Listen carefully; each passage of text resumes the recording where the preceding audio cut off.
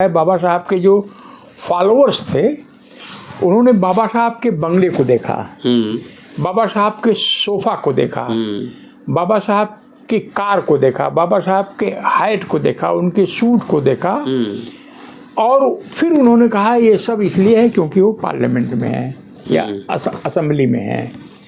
उन्हें इस बात का एहसास नहीं हो पाया कि वो विश्व की मानी जानी जो संस्थान है, कोलंबिया यूनिवर्सिटी से उन्होंने पढ़ाई की थी। राजनीति से पूरे समाज का इसी तरह से अगर भला होता तो फिर अपर कास्ट के लोग हर जगह शहंशाह बने रहते। सब जगह वही रहते ना, अडानी अंबानी भी रहते। हाँ, हमने जो स्टडी किया है 5 गांव का आजमगढ़ में, उसमें ब्राह्मण और क्षत्रिय बस्तियों से 93 व्यक्ति पर विलेज वहीं माइग्रेट करके गए हैं जहां दलित उनके पहले गए थे। जो लोग कहते हैं कि खाली राज सत्ता आने से हमारे जात का पीएम बन जाएगा, सीएम बन जाएगा, तो हमको सब कुछ मिल जाएगा, तो सवाल है कि इतने ब्राह्मण और क्षत्रिय रहे यहाँ पर, तो उसमें जो है क्या सब लोगों का भला हो गया?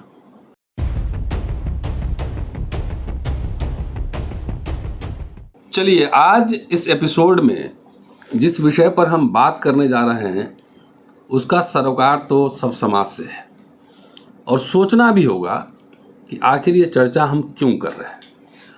क्या वाकई सिर्फ राजनीति ही सत्ता की कुंजी है या और कुछ भी है? क्योंकि मैं अपने समाज में जब घूमता हूँ, खासतौर से दलित समाज में, तो बार बार कहते हैं सत्ता आ जाएगी तो सब कुछ बदल जाएगा। तो सत्ता आएगी कैसे, इसका कोई फार्मूला नहीं है। और बाबा साहब की क्लैरिटी बहुत थी कि वो सिस्टम के साथ बार्गेन करते थे अपने शर्तों पर। ये विशेष एपिसोड है ब्राह्मण और क्षत्रिय के लिए, और कुछ आंकड़ा मैं पेश कर रहा हूँ। उसके बाद चंद्रभान जी साथ हैं हमारे, उनसे हम बात करेंगे। इस एपिसोड में सिर्फ इसी पे फोकस होगा। अगला एपिसोड जब करेंगे तो दलित और हुक्मरान फिर करेंगे एक बार इस बार। चलिए थोड़े से आंकड़े देता हूँ मैं। चलिए उत्तर प्रदेश का एग्जाम्पल लेते हैं। पहले बात करते हैं उत्तर प्रदेश से बनने वाले प्राइम मिनिस्टर और चीफ मिनिस्टर्स की। 2 प्राइम मिनिस्टर्स बने, वीपी सिंह और चंद्रशेखर, और 5 क्षत्रिय चीफ मिनिस्टर बने। त्रिभुवन नारायण सिंह 70 से 71, वीर बहादुर सिंह 85 से 88, वीपी सिंह 81 से 82, राजनाथ सिंह 2000 से 2002, योगी आदित्यनाथ जो अभी बाबा भी हैं 17 से लेके अब तक उनका चल रहा है। 27 में चुनाव भी होने वाले हैं, पता नहीं क्या होगा उस समय। अगर ब्राह्मण को देखें, ब्राह्मण तो प्राइम मिनिस्टर के नाम पे जवाहरलाल नेहरू और इंदिरा गांधी का, राजीव गांधी का नाम ले सकते हैं, 3, और एक अभी घांची है ना, बनिया है मोदी साहब, जो कि तीसरे टर्म में प्राइम मिनिस्टर। अब मुख्यमंत्री देखिए कि कौन कौन रहे हैं। नाम गिनवा रहा हूँ, सब कुछ दे रहा हूँ, ध्यान से सुनिएगा। सबसे पहले गोविंद बल्लभ पंत 1950 से 52, 52 से 54। देन मैडम सुचिता कृपलानी जी 63 से 67, ब्राह्मण सब। ब्राह्मण पे ही बात कर रहा हूँ। कमलापति त्रिपाठी 71 से 73, हेमवती नंदन बहुगुणा, जिनकी चर्चा चंद्रभान जी कई बार कह चुके हैं इमरजेंसी और दलित उत्थान के संदर्भ में, 73, 74 और 74, 75।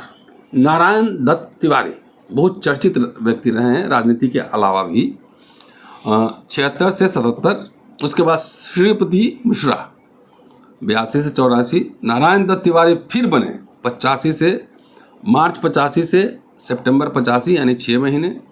फिर नारायण दत्त तिवारी बने 88 से 89।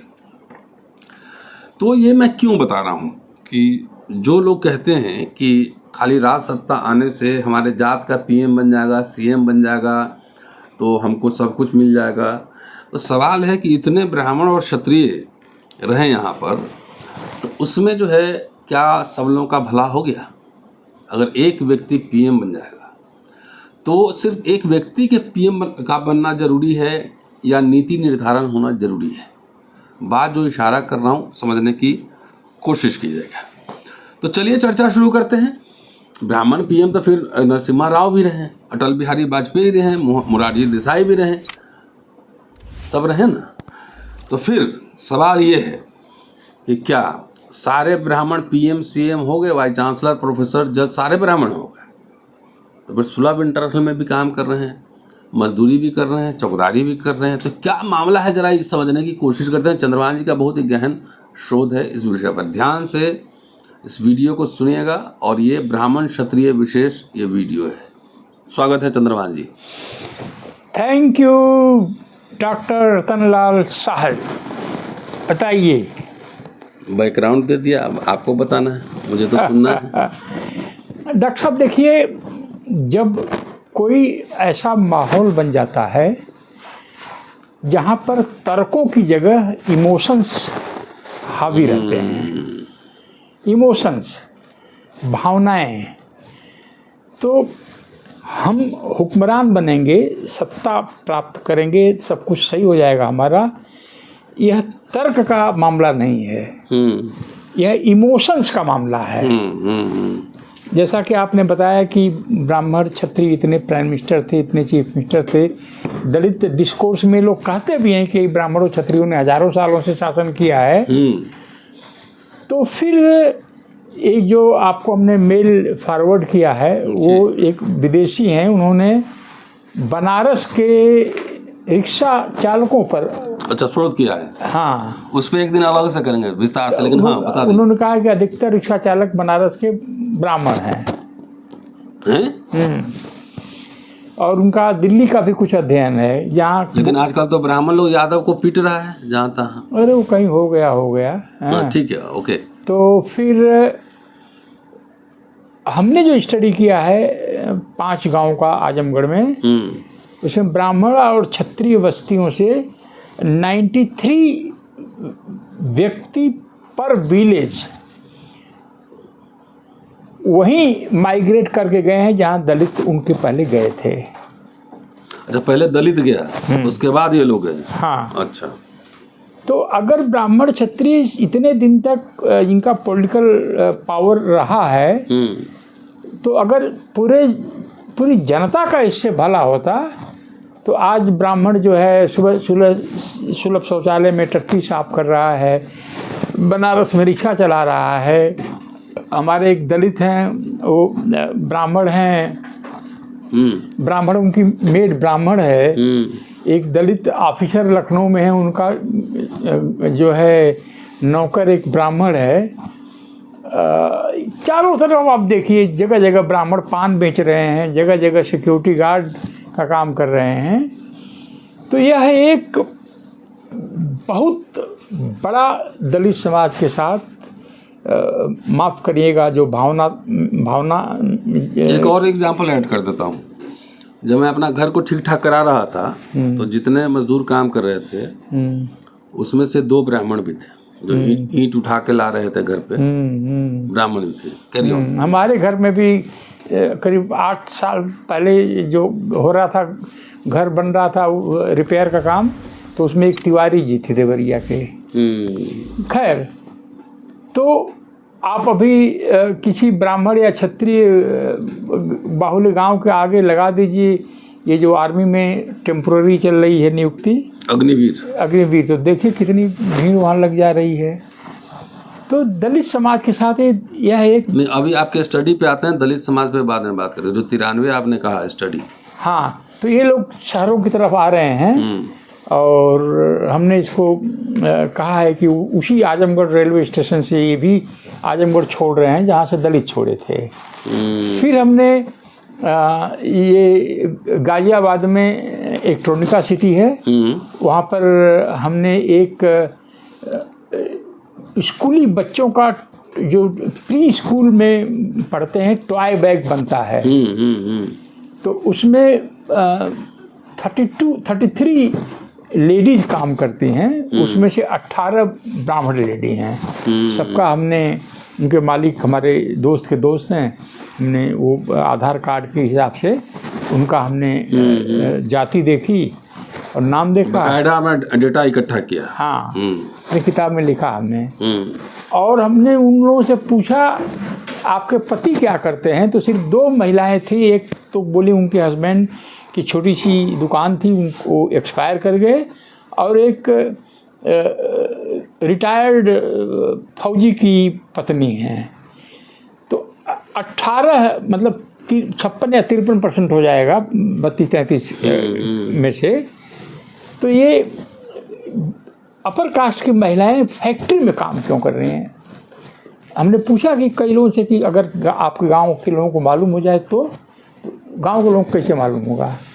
फिर इनसे हमने पूछा आपके पति क्या करते हैं, हर एक से।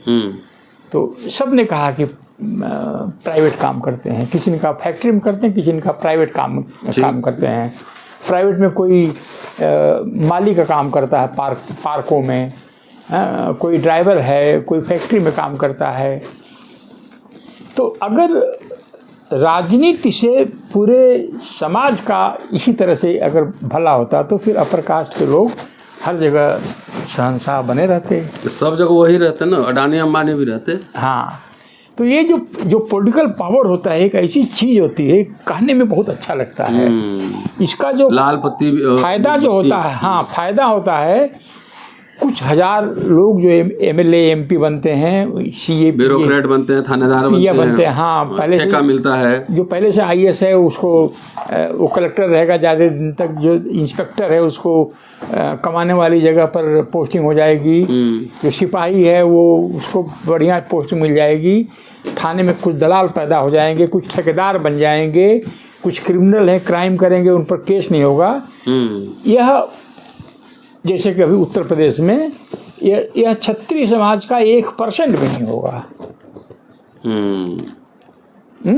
जो ये पॉलिटिकल पावर का फायदा होगा। लेकिन इसको ऐसा समझाया गया है कि हर क्षत्रिय सोचता है कि हमारा मुख्यमंत्री है। वैसे ही दलितों में भी ऐसे ही समझाया गया है। तो क्षत्रियों के पास तो जमीन भी है, ठेकेदारी है, कुछ है। दलितों के पास तो कुछ है ही नहीं, जो था वो खत्म हो रहा है। तो मुझे जो मेरे लाइफ का अब तक का अनुभव है, जो मैं घूम घाम रहा हूँ यहाँ वहाँ, मुझे लगता है कि पॉलिटिक्स नहीं, एजुकेशन ऐसी चाबी है जिससे उस पे हम आएंगे। पहले का आज पॉलिटिक्स पे ही होगी बात। हाँ, कि नशा क्यों है दलित समाज में खाली पॉलिटिक्स करना। हाँ, तो दलित समाज देखिए, इसका एक हिस्टोरिकल इसके कारण भी हैं। दलित समाज एक अफसर को देखता है, एक आईएएस अफसर को देखता है, उसका बंगला देखता है। बाबा साहब के बारे में भी हमने लिखा है, बाबा साहब के जो फॉलोअर्स थे उन्होंने बाबा साहब के बंगले को देखा, बाबा साहब के सोफा को देखा, बाबा साहब के कार को देखा, बाबा साहब के हाइट को देखा, उनके सूट को देखा, और फिर उन्होंने कहा ये सब इसलिए है क्योंकि वो पार्लियामेंट में है या असेंबली में है। उन्हें इस बात का एहसास नहीं हो पाया कि वो विश्व की मानी जानी जो संस्थान है, कोलंबिया यूनिवर्सिटी से उन्होंने पढ़ाई की थी, लंदन स्कूल ऑफ इकोनॉमिक्स से पढ़ाई की थी, और ये कौन क्वींस है, कौन सी लेडी है वहाँ जहाँ से बैरिस्टर बने थे, उसको चलिए क्वींस कुछ करते हैं, उसको अपनी सुविधा अनुसार ये जो उनके फॉलोअर्स हैं उसको डिलीट कर दिया। पढ़ाई में बात नहीं होती, पढ़ाई में बात नहीं होगी, उनके वस्त्र के बारे में बात नहीं होगी, उनके हाइट के बारे में बात नहीं होगी, वो केवल उनके बंगले को देखते हैं, उनके चपरासी को देखते हैं जो उस समय लाल रंग की पगड़ी हुआ करती थी। तो सोचते हैं कि ऐसे ही हम भी हो सकते हैं एक दिन, और ऐसे ही सारा समाज बन सकता है। बिजनेस तो लाखों लोग कर सकते हैं ना, एमपी एमएलए कितने लोग बन सकते हैं, पर एमपी एमएलए जो एक बार बन जाता है तो यही सपना सारे यूथ को दिखाता है कि आज मेरा नंबर है, कल तुम्हारा नंबर आएगा। तो ये एक जो है जुआ है, गैम्बलिंग रिंग समझ सकते हैं आप। नौकरी छोड़ के लोग राजनीति करने चला जाता है। हाँ, जुआ घर है ये। तो दलित समाज इसमें फंस गया, और इसने जो है सत्ता में हम जाएंगे, सत्ता आने के बाद हम जो जैसे चलाएंगे कैसे ये नहीं बताता है। नहीं, वो कहाँ बताता है। अब देखिए जितने ओबीसी मंत्री हुए हैं, सबके सीए पीए सब अपर कास्ट के लोग होते हैं। हैं? पूरा हायरार्की। हाँ, सब वही लोग होते हैं। तो दलित समाज ऐसे नशे का शिकार हो गया, जो राजनीति का नशा है, कि बाकी सब कुछ भूल गया। सत्ता चलाने के लिए व्यवस्था की ज़रूरत होती है। व्यवस्था चलाने के लिए आपको learned, intellectual, activist, bureaucrats, professionals की ज़रूरत होती है। तो उसमें बात नहीं होती है। एक पूरी मशीनरी चाहिए। व्यवस्था वही है ना, मशीनरी। हाँ, अब ये देखिए कि एक पॉलिटिक्स हो गई, एक पॉलिसी हो गई। वही सवाल मैं कर रहा हूँ कि बाबा साहब वहाँ गए तो सीएम बनने का बात नहीं किए ना, वो पॉलिसी पे बात किए ना। पॉलिसी पे बात किए कि पॉलिसी पे बात किए तो उन्होंने सुझाव दिया कि इंश्योरेंस कंपनीज का राष्ट्रीयकरण होना चाहिए। तो भूमि क्या होना चाहिए, नेहरू जी ने राष्ट्रीयकरण कर दिया इंश्योरेंस कंपनीज का। इंदिरा गांधी जी ने बैंकों का राष्ट्रीयकरण कर दिया। ये पॉलिसी है ना। सबसे अधिक फायदा ऑफकोर्स जिनकी जो नौकरी में जाते थे अपर कास्ट के लोग, उनका फायदा हुआ। उसके बाद दूसरा जो सबसे बड़ा फायदा हुआ, दलित लोगों का फायदा हुआ। नेहरू जी का जमींदारी एबॉलिशन, वह एक पॉलिटिकल स्टेप था ना, एक पॉलिसी स्टेप था। 1960 का लैंड सीलिंग एक्ट, जब नेहरू जी को लोगों ने बताया कि बहुत सारे जमींदार जमीन कुत्ते बिल्लियों के नाम छिपा रखे हैं, तो लैंड सीलिंग एक्ट लाए कि इतने एकड़ से अधिक जमीन आपके पास नहीं हो सकती। इंदिरा जी 1960 में नेहरू लाए। अच्छा। फिर जब इंदिरा जी आई तो इंदिरा जी को लोगों ने बताया कि पहले वाले कानून में काफ़ी फ्लॉ है। जैसे कि हर परिवार में 5 मेंबर हैं या 7 मेंबर हैं, तो हर मेंबर एक यूनिट है। यानी 7 लोगों के पास 20-20 एकड़ हो सकता है। तो इंदिरा जी ने कहा कि ना, 5 लोगों का परिवार, 3 बच्चे, 2 माता पिता, 5 लोग मिलकर एक यूनिट बनेंगे। यानी सिर्फ एक व्यक्ति इतना जमीन रख सकता है। ठीक है। फिर वो चकबंदी लाई। फिर उसके बाद जमीनों का डिस्ट्रीब्यूशन हुआ, जो भूमिहीन थे ज़्यादातर फायदा दलितों को हुआ। तो इंदिरा गांधी तो दलित नहीं थी ना। नहीं, लेकिन वो मनवादी थी। कहते हैं लोग।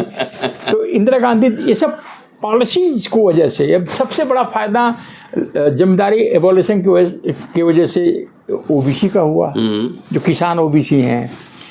आपको डॉक्टर साहब एक एग्जाम्पल हम देते हैं जी। महाराष्ट्र में तो दलितों का शासन नहीं है ना।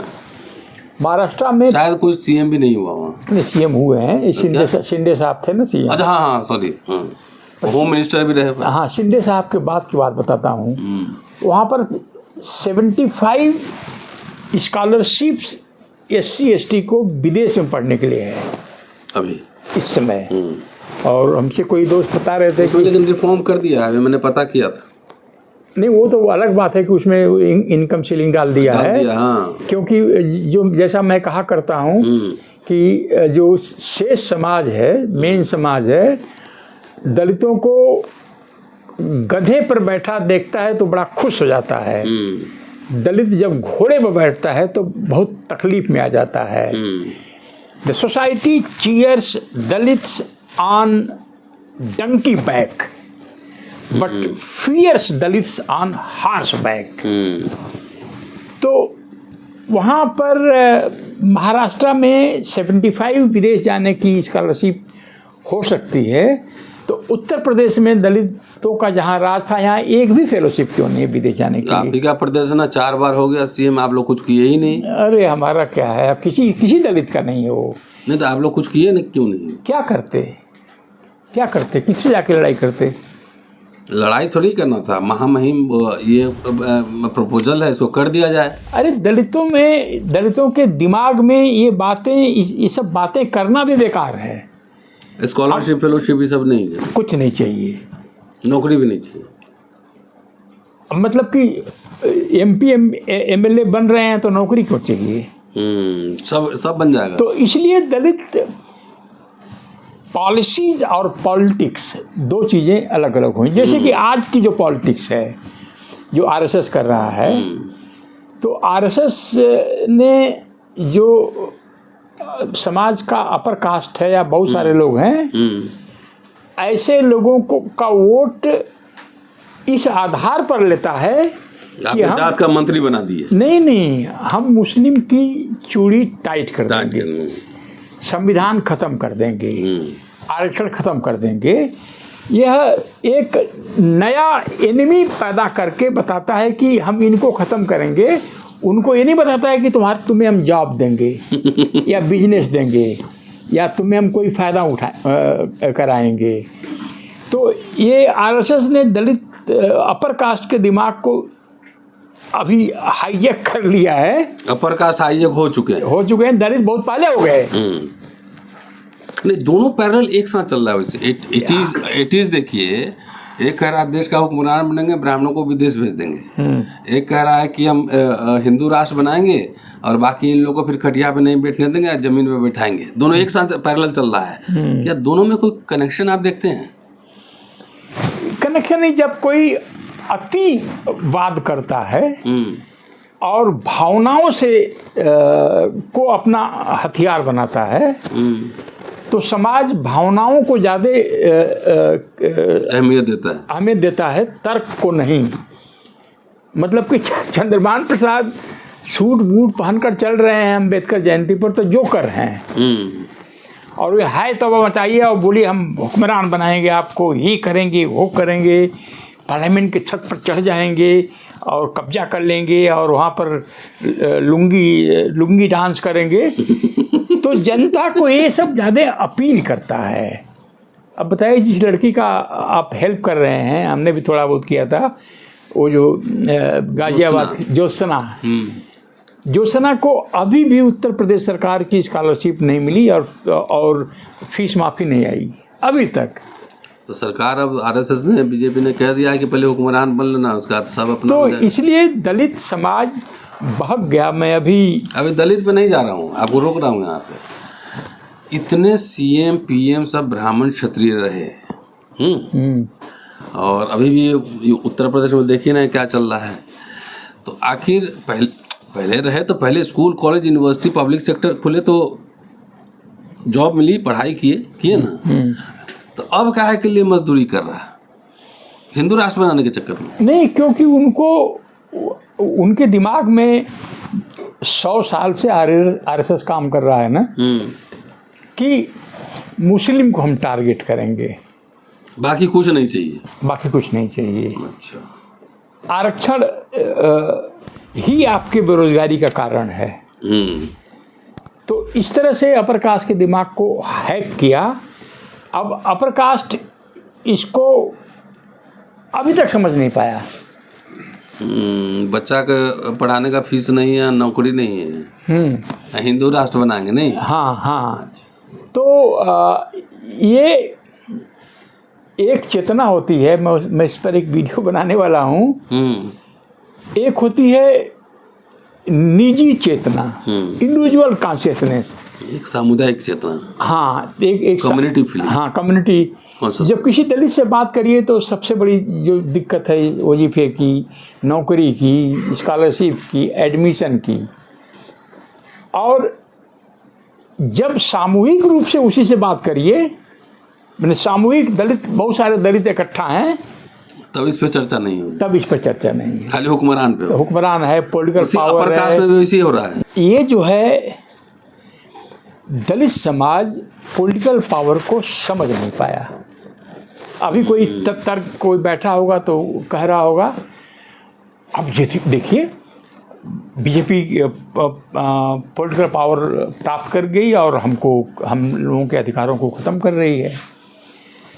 तो जिसके लिए बीजेपी आई है अपर कास्ट, उनको क्या दे रही है? उनको तो वो दे रही है, क्या नाम है, राम मंदिर मिला? नहीं, अरे वो जो आर्मी में भर्ती हो रहे हैं, अग्निवीर दे रही है, कॉन्ट्रैक्चुअल जॉब दे रही है। जो पेंशन वाला काम खत्म कर दिया, पेंशन भी खत्म, नौकरी भी खत्म। वो 10 साल 20 साल बाद वो रोएंगे हैं, जब उनके बीच पेंशन वाला तबका खत्म हो जाएगा। देखिए, गांव में इतने लोगों को पेंशन मिलती है अपर कास्ट के।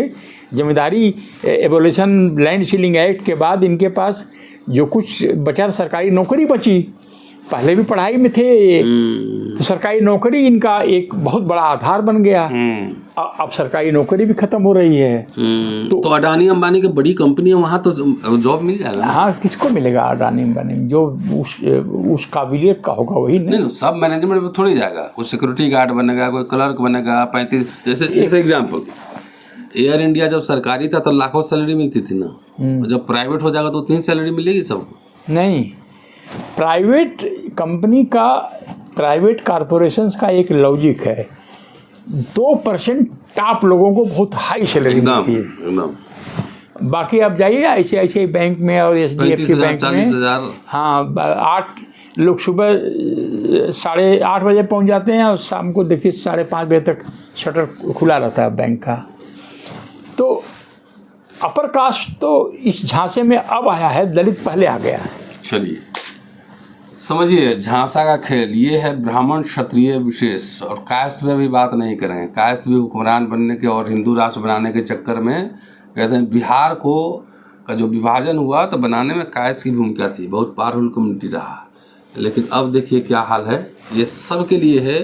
दलित झांसे में पहले आए हुक्मरान बनने के चक्कर में, और हिंदू राष्ट्र के चक्कर में अपर कास्ट अब आ रहा है 10 साल बाद। याद रखिएगा ये वीडियो अम्बेडकरनामा और बोल 85 पे रहेगा। शुक्रिया, देखते रहिए अम्बेडकरनामा।